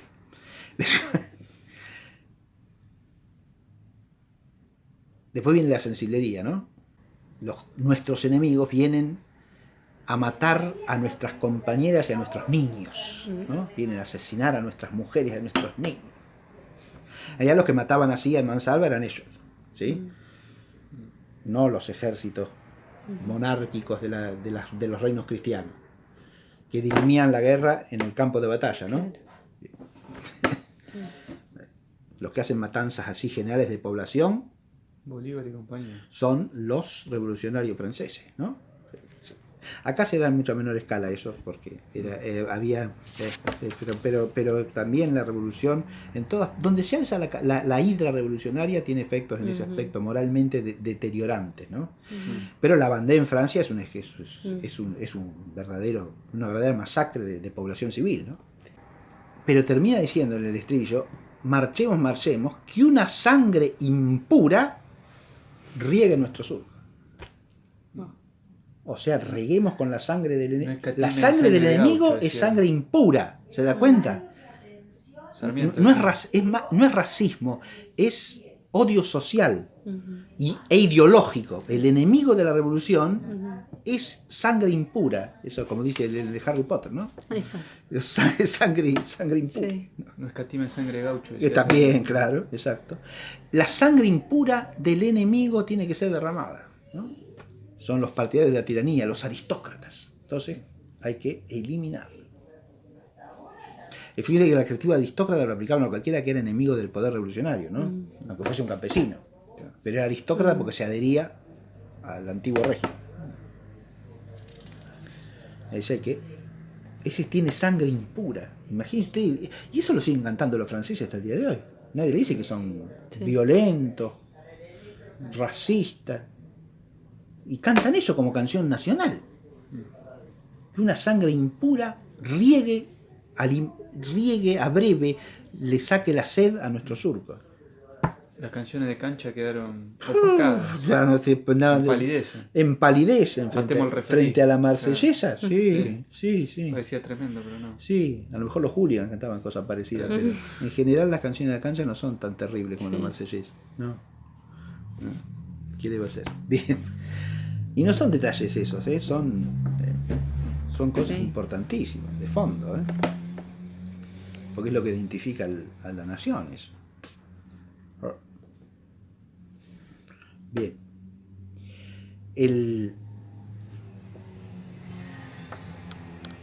Pero este desarrollo de la escolástica en el siglo XVIII lo vamos a estudiar por lo menos en 2 clases próximas. Una clase le quiero dedicar por lo menos. Así que por ahora no menciono a nadie más. Pero sí les hago notar que es escolástica en el más tradicional sentido, porque no se reduce a una sola línea. No son solo tomistas los que hay ahí. Hay tomistas, hay suaristas, hay bonaventurianos, hay escotistas. Se desarrolla ampliamente en España una cosa curiosa, el lulismo en el siglo XVIII. ¿Recuerdan al beato Raimundo Lul, ¿no? El gran escolástico catalán del siglo XIII? Raimon Lul, o Lulio conocido también, en latinizado es Lulius, ¿no? Todo esto está acá en este libro presentado. En este libro presentado. ¿Cómo es el título de este libro? Repítelo porque... Guillermo Fraile, Historia de la Filosofía Española desde la Ilustración. Perfecto. ¿Sí? Es el tomo 2 de la Historia de la Filosofía Española de Guillermo Fraile. Ya le vamos a dedicar una clase. Sí. Perfecto. Sí, porque es importantísimo eso, porque es decir, no se puede hablar de la filosofía en estos siglos dejando de lado, como si no existiese, el cultivo tradicional de la filosofía, la auténtica filosofía. Que esto no tenga el mismo impacto social, político, jurídico que ha tenido en otras épocas, no quiere decir que no exista. Pero además, en la España del siglo XVIII seguía teniendo. Claro. En España y en los reinos de Indias. O sea, en nuestra patria, seguía teniendo influjo. E influjo organizador de toda la vida social. Entonces no tenía influjo a lo mejor en otros países, pero no es que no tuviese influjo. ¿Se entiende? ¿Y por qué lo voy a desconocer históricamente? Ahí viene el desenfoque histórico de las edades, cosa que en mi opinión hay que evitar completamente, ¿no? Y como consecuencia del desenfoque histórico de las presuntas edades, que absolutizan fenómenos parciales siempre, ¿no? Y entonces dejan fuera de la historia lo que no encaja en ese fenómeno parcial, que sería el propio de la edad. Entonces la escolástica es algo medieval. No, eso es, el que dice eso no sabe de lo que habla. Así de sencillo. ¿Está claro? Porque ahí ni siquiera se puede arguir desde el punto de vista de su influjo histórico y social. Porque dígaseme si no es un acontecimiento histórico fundamental de los siglos XV y XVI el conjunto de descubrimientos y la conquista de las tierras de América por España y Portugal, ¿no? Y en ese acontecimiento histórico de magnitud extraordinaria, en ese contexto, ¿el pensamiento escolástico tiene importancia o no? Una importancia enorme, porque es el instrumento a través del cual se plantean los problemas teológicos, filosóficos y jurídicos que ese encuentro con otros pueblos desencadena. ¿Está claro? y da origen al desarrollo de un derecho internacional, de una teología jurídica, de las relaciones entre los pueblos, e incluso de escuelas de pensamiento jurídico, político y económico que tienen que ver con esos acontecimientos. O sea, no es que esté fuera de la historia, ¿se entiende? Pero ¿por qué cuando se estudia la filosofía moderna eso no se estudia? Y porque la modernidad es otra cosa. O sea, se crea un constructo ideológico que se llama modernidad, y entonces gran parte de la historia queda fuera de la historia. Eso es razonable, eso es riguroso. No, eso en realidad intelectualmente es un mamarracho. Ni siquiera un error, es un mamarracho. Al que hay que buscarle la razón, ¿no? A ver quién tiene la intención de dejar semejantes acontecimientos extraordinarios fuera de la historia.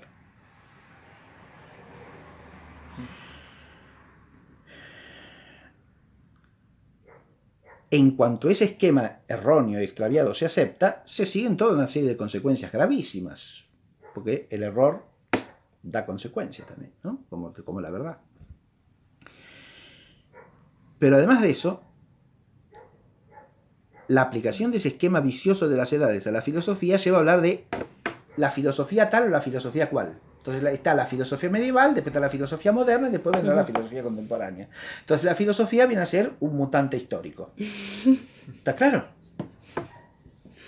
Es una cosa hoy, pero ayer fue otra cosa y anteayer era otra totalmente distinta. Eso es caer en el historicismo, en el error historicista, gravísimo en todo orden. Las cosas tienen una esencia que es lo que las constituye. Y la esencia es inmutable. En cuanto constituida como tal, ¿no? Son mutables las sustancias de cualquier esencia finita, pero no la esencia. Porque la esencia se da o no se da, pero no es mutable. El ser humano es hombre siempre por lo mismo. Y la filosofía es filosofía siempre por lo mismo.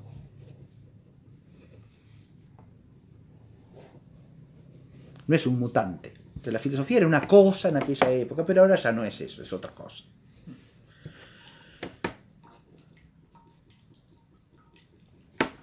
Detrás de eso hay historicismo, hay relativismo, porque el historicismo es una forma de relativismo, ¿no? Y hay falta de realismo, porque las cosas son lo que el hombre dice que son, no lo que son. Pero vea que no. Aun cuando sean cosas humanas, porque la filosofía es un hábito perfectivo de la inteligencia humana y es esencialmente esto y no otra cosa que esto. Ciencia de los primeros principios y causas de todas las cosas según el alcance natural de la inteligencia racional del hombre. Listo. Eso es lo que es siempre la filosofía. Hay eso, hay filosofía. No hay eso, no hay filosofía. Por más que se la llame así. Porque las cosas no reciben el nombre por imposición arbitraria. Eso es corromper el nombre de la cosa. Y la corrupción de los nombres corrompe a la inteligencia. Yo pongo como ejemplo analógico de esto lo que pasa hoy día con el término matrimonio. Sí. ¿Está claro? Pues bien, con la filosofía se ha hecho lo mismo, pero se ha hecho hace más tiempo. Entonces los que se escandalizan de esto último, a lo mejor se tragan lo otro como si fuese una cosa que va de suyo, que es obvio que es así, cuando en realidad es la misma operación la que está detrás de un y otro modo de hablar. ¿Está claro? Cuando los iluministas del siglo XVIII se apropian del término filosofía y lo aplican a lo que ellos piensan, se están tomando el prestigio de la filosofía auténtica y aplicarlo a sus desvaríos ideológicos, para darles prestigio. ¿Está claro? ¿Por qué? Porque en la tradición cristiana la filosofía es prestigiosa, altamente prestigiosa. Entonces sirven del prestigio del nombre para encubrir sus delirios y su venenosa ideología anticristiana y antifilosófica. En breves palabras, ¿podría distinguir ilustrados de iluminados en dos palabras? Sí, cómo no, muy sencillo. Mire, esa es una distinción que la España del siglo XVIII conservó siempre. Y por eso si usted va al diccionario de la Real Academia o a la enciclopedia Espasa Calpe va a ver que es distinto, iluminista e ilustrado. ¿Por qué? Porque ilustrado es un término de uso corriente mucho antes de esta época. ¿Sí? ¿Qué quiere decir ilustrado? Persona erudita. Claro, erudito, sí. Así de sencillo. ¿Quién es ilustrado? La persona que cultiva su inteligencia, que se preocupa por adquirir saber. Es decir, el ser ilustrado es un efecto del ser estudioso. ¿Está claro? Cuando se dice que los revolucionarios de Mayo eran ilustrados. Bueno, ahí ya la palabra está usada confusamente. Claro, hay que ver si se refiere a que sostienen principios iluministas o son gente que se dedica a estudiar mucho. Claro. Estudiosos, este último sentido no se aplica a ninguno. No había ninguno muy estudioso ahí dando vuelta.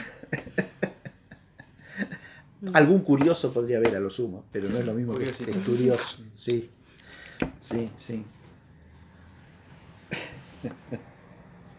Muy estudiosos, no. Es decir, hay figuras que tienen su formación, es decir, figuras con formación universitaria hay unas cuantas, ¿no? Pero de ahí a que reciba el nombre propio porque el término ilustrado connota la persona que se preocupa por adquirir diversos saberes, ¿no? Y está abierto a nuevos conocimientos también, ¿no? Es una persona ilustrada. Para poner algún ejemplo, ¿no? En la España del siglo XVII, digamos, ¿no? Un hombre como Francisco Quevedo, por ejemplo, escritor famoso, es un hombre ilustrado, es un hombre que procura tener conocimiento de distintos saberes, de teología, de filosofía, ¿no? Se interesa por además de la literatura que él cultiva, ¿no? Se interesa por el derecho, por la política, por la teología. Tiene un librito sobre San Pablo que es precioso, Quevedo. Libros de una solidez teológica extraordinaria, ¿eh? Hombre, erudito, podemos decir, sí, ilustrado también, en el sentido noble de la palabra, no en un sentido... Porque se aplica más bien no al hombre de la universidad que se la pasa estudiando su disciplina y la enseña, sino más bien al hombre seglar, digamos así, que se interesa por múltiples cosas. Ilustrado no necesariamente significa sabio, atención. ¿Sí? Porque la ilustración puede ser superficial y puede ser demasiado variada, de tipo enciclopedia. Exactamente. ¿Sí? Eso cabe en la ilustración. Ilustrado enciclopédicamente o un ilustrado con principios profundos. En Quevedo, por ejemplo, no es un ilustrado enciclopédico, es un ilustrado que... En cambio, hay un gran autor del siglo XVII español que era el monje cisterciense, ¿sí? Que se llamaba Juan Caramuel de Lobkowitz. Ese sí es un típico ilustrado. Ese habla de todo, de la astronomía, física, matemática, tanto aritmética como geometría, retórica, poesía, historia. Leibniz es otro tipo que sería ilustrado, ¿ves? Leibniz es un tipo de este tipo de ilustrado. Claro, sí. Pero tanto Caramuel como Leibniz son filósofos. Y fíjese, usted lo nombró y Leibniz lo estima mucho a Caramuel. Y lo cita muchas veces a Caramuel. Ahora metafísica, yo estoy la metafísica. Caramuel. Claro, ese tiene, para que se lo trate en el siglo XVII, tiene dos contras. ¿Sí? Tres. En realidad. La primera, que es católico.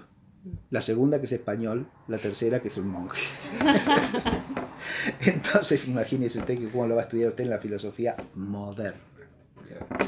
No encaja. No. Siendo fraile encaja en la moderna si es un hereje como Giordano Bruno. Entonces sí. Claro, eso es verdad. Claro, es verdad. Ese sí lo ponen siempre, ¿o no? Claro. Sí, tal cual. Pero si es ortodoxo, no. Por casualidad. No existía más. Aunque existiese. Esa deformidad de la historia es terrible, se da cuenta, porque es una historia sesgada, parcializada, unidireccionada, totalmente siempre, ¿no? deforme, deformada, nos crea una visión de la historia totalmente deformada, hasta más deforme que las películas de Hollywood, casi, si uno se descuida, ¿no? Si uno va a aprender historia del cine, es un disparate, ¿no? Pero estas visiones de la historia son tanto o más deformantes que lo que uno ve en el cine. Porque dejan fuera de la historia partes importantísimas. Las ignoran simplemente. que es lo que no hay que hacer nunca con los hechos históricos y unas historias. Pero yo no puedo, así como estoy diciendo que es importante tener en cuenta la continuidad de la tradición clásica, ¿no? Y estudiar en el siglo XVIII esa continuidad, estudiarla en el XIX con figuras de la importancia de Balmes, Rosmini en Italia, los neotomistas del siglo italianos o franceses del siglo XIX, aunque el neotomismo en Francia llega más bien para el siglo XX, pero figuras importantísimas del pensamiento católico de ese siglo que son filósofos, ¿no? O del siglo XX, lo mismo. También tenemos pensadores que continúan la tradición clásica de la filosofía, como todos los neotomistas, los autores que retoman la tradición agustiniana de la filosofía, como Sciacca, por ejemplo, ¿sí? Es decir, o acá en Argentina Caturelli, ¿no? Y son autores que cultivan la filosofía en sentido clásico. ¿Está claro? Sciacca y Caturelli son agustinos. Son de inspiración básicamente agustiniana, diría yo, sí, en filosofía, pero ojo, parten de orígenes distintos estos dos, y Sciacca tiene un desarrollo, un itinerario intelectual mucho más complicado que Caturelli, porque Sciacca fue discípulo de Gentile. Gentile es el máximo representante de lo que se llama el actualismo italiano de las primeras décadas del siglo XX. Pero el actualismo de Gentile está ligado al pensamiento de Hegel. Así que mire de dónde sale. Pero Sciacca tiene... El otro punto de partida de Sciacca, además del influjo de Gentile, es su tradición de origen católica siciliana, digamos, ¿no? Ahí tiene una roca firme que lo va a ir sacando de toda esa oscuridad mental progresivamente. El gran Sciacca, ¿sí? Michele Federico Sciacca, que es uno de los más grandes filósofos clásicos del siglo XX, ¿no? He mencionado algunos además para decir que hay una continuidad, ¿verdad? Bien. Ahora, frente a esto y en oposición a esto está la corriente iluminista, o inmanentista para ser más preciso, ¿sí? Son como sinónimos. No son exactamente sinónimos, ¿por qué? Porque hay inmanentistas que no son propiamente iluministas. Porque dentro del inmanentismo cabe tanto el iluminismo como el romanticismo, que es un movimiento en principio opuesto al iluminismo, pero que en gran parte comparte los principios y fundamentos del iluminismo. Entonces tenemos ahí dos matices de lo mismo, de nuevo, ¿sí?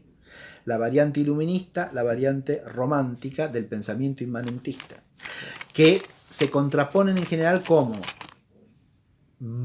tendencia más bien materialista en el iluminismo, aunque no todos los iluministas son materialistas, sería una simplificación errónea eso, y tendencia más bien espiritualista en el romanticismo, aunque no todos los románticos son espiritualistas.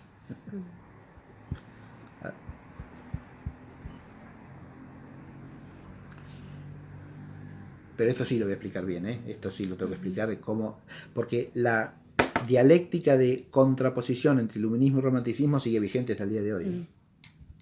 Si uno se centra, por ejemplo, en las figuras de Hegel y de Marx, uno tiene o yo diría Kant, Hegel y Marx, estos tres, uno tiene una visión más o menos equilibrada de lo que es este problema, porque el romanticismo nace en Alemania, en realidad, es un movimiento de origen alemán.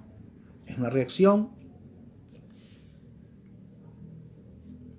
de la Alemania cristiana frente al iluminismo.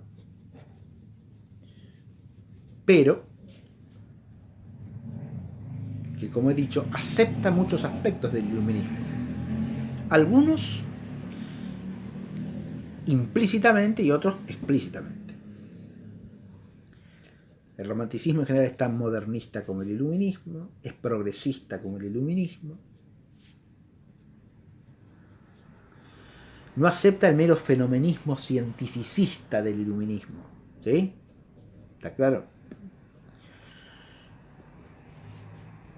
Reivindica más la subjetividad espiritual que la fenomenicidad objetiva. Pero ahí está la trampa, porque si la espiritualidad es pura subjetividad, no salimos de la inmanencia, Es otra manera de quedarse en la inmanencia. la inmanencia del hombre, pero como subjetividad espiritual, contrapuesta a la materialidad fenoménica objetiva de la naturaleza. Esto ya está planteado en Kant. El idealismo alemán pretende superar eso en dirección espiritualista. ¿Está claro? Y por eso hace prevalecer la historia sobre la naturaleza. La oposición está en Kant planteada en toda su claridad, ¿eh? Sujeto contra objeto, moral contra naturaleza. ¿Se ve? La moral, ¿dónde está? En el sujeto. La naturaleza en el objeto. Son dos mundos, ¿no? Y además dos polos contrapuestos que coexisten necesariamente. La razón pura y la razón práctica. Bien tirado los pelos.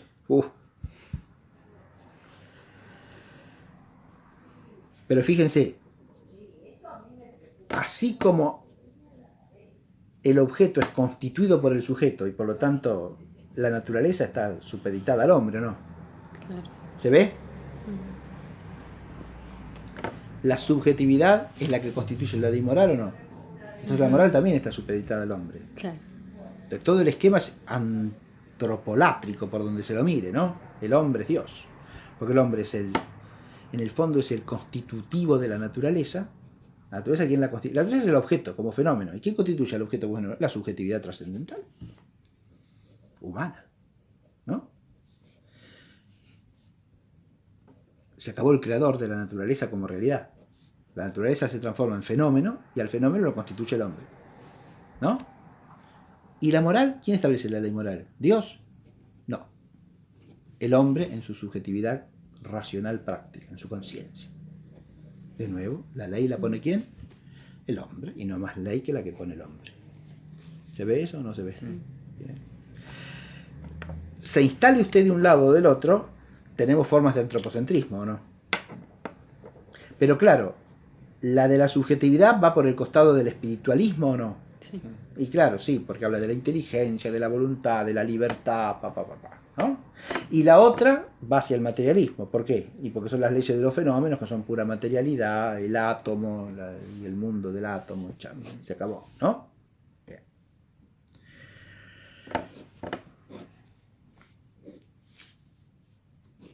Hegel, ¿dónde se ubicaría acá? Hegel pretende ser el sintetizador del iluminismo y el romanticismo, lo digo de paso, ¿no? Y tiene razón porque acumula los errores de unos y otros, todos juntos.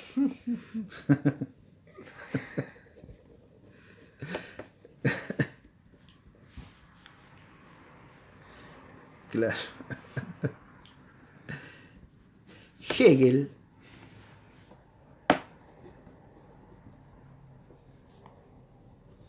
el momento romántico ahora no lo voy a escribir porque no es la ocasión apropiada. Otro día nos vamos a dedicar un poco. Tiene raíces religiosas, como dije, pero toda la orientación del movimiento romántico es muy precaria porque reivindica la religión, el espíritu frente al iluminismo, ¿no? Pero reivindica desde la subjetividad. ¿Está claro? El máximo representante de la filosofía de la religión del romanticismo alemán fue Schleiermacher, ¿sí? Friedrich Schleiermacher. Y es una frase famosa de Schleiermacher la que dice que la religión es el sentimiento de lo absoluto. Listo. Fíjese cómo usted ahí de nuevo está en el mismo encierro inmanentista, ¿no? Claro. Porque la religión no es otra cosa, no es la relación entre el hombre y Dios, no es la virtud por la cual le damos a Dios el culto que le debemos, no habla más de Dios en sentido real, está hablando de un sentimiento que es de la subjetividad y es sentimiento de lo absoluto. Claro. Imagínese usted. Caramelo de madera. ¿Qué le parece? ¿Ve? Por eso digo, el romanticismo tiene una orientación que en principio es noble, pero se empantana en el inmanentismo. Y esto es importante tenerlo en cuenta para la tercera línea que voy a considerar, ¿eh? Porque primero, dije, está la línea del pensamiento filosófico clásico, que es la auténtica filosofía. Frente a eso, el pensamiento inmanentista iluminista. de raíz iluminista. El inmanentismo. Y el pensamiento inmanentista es antifilosófico. Y aquí hay que ver todas las corrientes del inmanentismo, ¿no? La empirista, que desarrolla después el positivismo y el utilitarismo, ¿no? Y llega hasta nuestros días, como el neopositivismo y pragmatismos utilitaristas de todo tipo, a través de la estrategia lingüisticista, ¿no? Sobre todo la estrategia lingüisticista analítica, que es la propia de la tradición empirista, ¿no? Esta es una línea. La segunda es el criticismo que inaugura Kant. La primera línea la inauguran Locke y Hume, ¿no? La empirista. La segunda es la que viene a partir de Kant, la línea criticista. O del idealismo trascendental, como se llama también, ¿verdad? La tercera gran línea del pensamiento inmanentista es la del historicismo idealista, Hegel y los que le siguen, ¿sí? A través de todas las transformaciones posteriores del idealismo hegeliano, que son muchas, ¿eh? Dijo historicismo Idealista. Y después el historicismo materialista de Marx, ¿no? Pero las menciono ya porque con esto termino lo que quería decir sobre la ambigüedad de la oposición entre iluminismo y romanticismo, ¿no? Hegel pretende él ser la síntesis entre iluminismo y romanticismo, pero en cuanto que es un autor que exalta lo espiritual, se lo considera más bien como un fruto del romanticismo, ¿se entiende? Mientras que Marx, como materialista puro que es, sería más bien un iluminista radical, ¿no? De hecho, el materialismo es una de las grandes tendencias del iluminismo. Yo mencioné hace un rato a Lametrie y D'Holbach, que son los dos grandes materialistas mecanicistas franceses de la primera mitad del siglo XVIII. Habría que agregarles al inglés Boyle, que es el otro gran materialista de la época, ¿no? Robert Boyle. Bien. Ahí nace, reaparece el materialismo en plena cristiandad. ¿Se entiende lo que es esto? Lo que implica como rechazo de la fe cristiana y de la metafísica, ¿no? A la vez. Porque si había algo de lo que el cristianismo había librado al mundo era del materialismo, ¿no? Con toda claridad.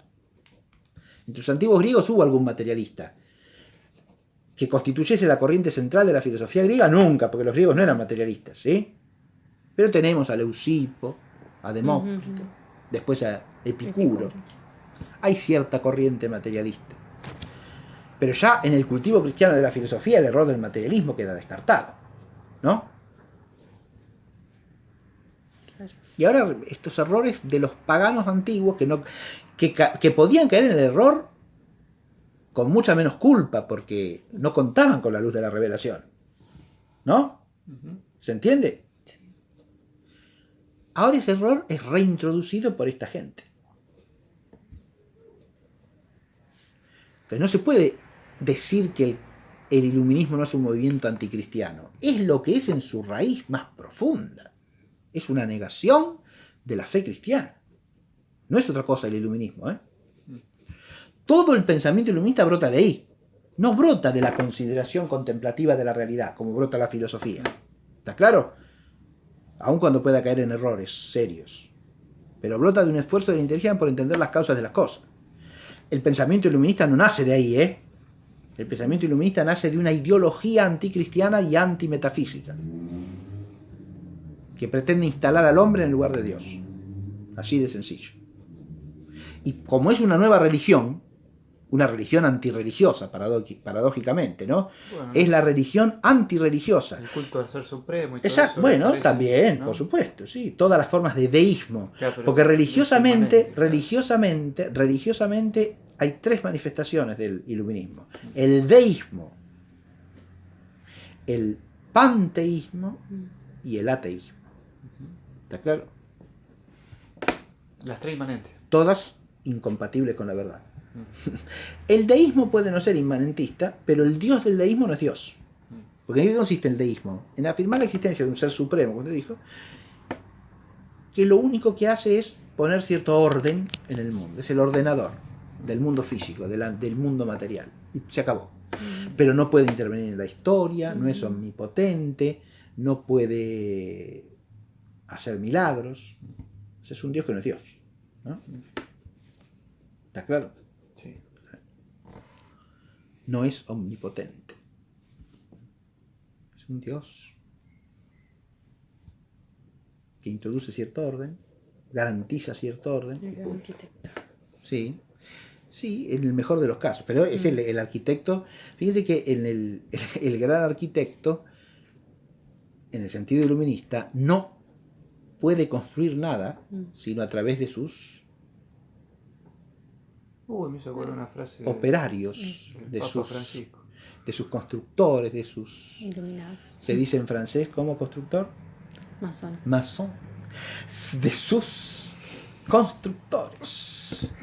La metáfora del gran arquitecto la usa, se la apropian ellos en ese sentido, ¿no? Menos mal que lo nombré antes, el que nombré. No.